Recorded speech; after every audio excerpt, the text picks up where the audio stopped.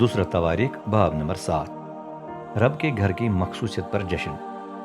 سلیمان کی اس دعا کے اختتام پر آگ نے آسمان پر سے نازل ہو کر بسم ہونے والی اور ذبح کی قربانیوں کو بسم کر دیا۔ ساتھ ساتھ رب کا گھر اس کے جلال سے یوں معمور ہوا کہ امام اس میں داخل نہ ہو سکے۔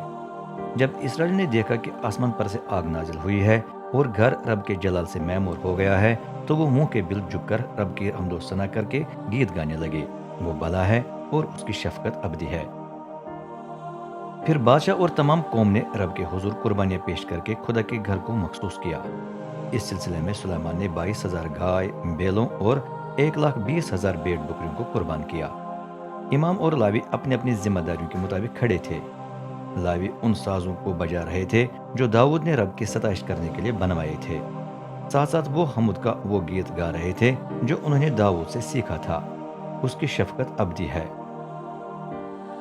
لاویوں کے مقابل امام ترم بجا رہے تھے جبکہ باقی تمام لوگ کھڑے تھے۔ سلیمان نے صحن کا درمیانی حصہ قربانیاں چڑھانے کے لیے مخصوص کیا۔ وجہ یہ تھی کہ پیتل کی قربان گاہ اتنی قربانیاں پیش کرنے کے لیے چھوٹی تھی کیونکہ بسم ہونے والی قربانیوں اور گلا کی نظروں کی تعداد بہت زیادہ تھی۔ اس کے علاوہ سلامتی کی بے شمار قربانیوں کی چربی کو بھی جلانا تھا۔ عید 14 دنوں تک منائی گئی۔ پہلے ہفتے میں سلیمان اور تمام اسرائیل نے قربان گاہ کی مخصوصیت منائی اور دوسرے ہفتے میں جھونپڑیوں کی عید منائی۔ اس عید میں بہت زیادہ لوگ شریک ہوئے۔ وہ دور دراز علاقوں سے یروشلم آئے تھے، شمال میں لبو حمات سے لے کر جنوب میں اس وادی تک جو مصر کی سرحد تھی۔ آخری دن پوری جماعت نے اختتامی جشن منایا۔ یہ 7ویں ماہ کی 23ویں دن وقوع پذیر ہوا۔ اس کے بعد سلیمان نے اسرائیلیوں کو رخصت کیا۔ سب شادمان اور دل سے خوش تھے کہ رب نے داؤد، سلیمان اور اپنی قوم اسرائیل پر اتنی مہربانی کی ہے۔ رب سلیمان سے ہم کلام ہوتا ہے۔ چنانچہ سلیمان نے رب کے گھر اور شاہی محل کو تکمیل تک پہنچایا۔ جو کچھ بھی اس نے ٹھان لیا تھا وہ پورا ہوا۔ ایک رات رب اس پر ظاہر ہوا اور کہا، میں نے تیری دعا کو سن کر طے کر لیا ہے کہ یہ گھر وہی جگہ ہو جہاں تم مجھے قربانیاں پیش کر سکو۔ جب کبھی میں بارش کا سلسلہ روکوں یا فصلیں خراب کرنے کے لیے ٹڈیاں بھیجوں یا اپنی قوم میں وبا پھیلنے دوں تو اگر میری قوم جو میرے نام سے کہلاتی ہے اپنے آپ کو پست کرے اور دعا کر کے میرے چہرے کی طالب ہو اور اپنی شریر راہوں سے باز آئے تو پھر میں آسمان پر سے اس کی سن کر اس کے گناہوں کو معاف کر دوں گا اور ملک کو بحال کر دوں گا۔ اب سے جب بھی یہاں دعا مانگی جائے تو میری آنکھیں کھل رہی ہوں گی اور میرے کان اس پر دھیان دیں گے، کیونکہ میں نے اس گھر کو چن کر مخصوص و مقدس کر رکھا ہے تاکہ میرا نام ہمیشہ تک یہاں قائم رہے۔ میری آنکھیں اور دل ہمیشہ اس میں حاضر رہیں گے۔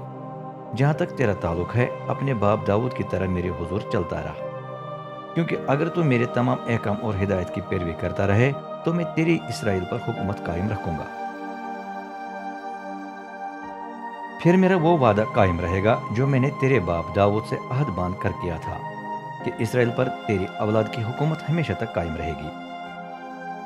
لیکن خبردار، اگر تم مجھ سے دور ہو کر میرے دیے گئے احکامات اور ہدایت کو ترک کرے بلکہ دیگر معبودوں کی طرف رجوع کر کے ان کی خدمت اور پرستش کرے تو میں اسرائیل کو جڑ سے اکھاڑ کر اس ملک سے نکال دوں گا جو میں نے ان کو دے دیا ہے۔ نہ صرف یہ بلکہ میں اس گھر کو بھی رد کر دوں گا جو میں نے اپنے نام کے لیے مخصوص و مقدس کر لیا ہے۔ اس وقت میں اسرائیل کو تمام اقوام میں مذاق اور لعن طعن کا نشانہ بنا دوں گا۔ اس شاندار گھر کی بری حالت دیکھ کر یہاں سے گزرنے والے تمام لوگوں کے رونگٹے کھڑے ہو جائیں گے اور وہ پوچھیں گے، رب نے اس ملک اور اس گھر سے ایسا سلوک کیوں کیا ہے؟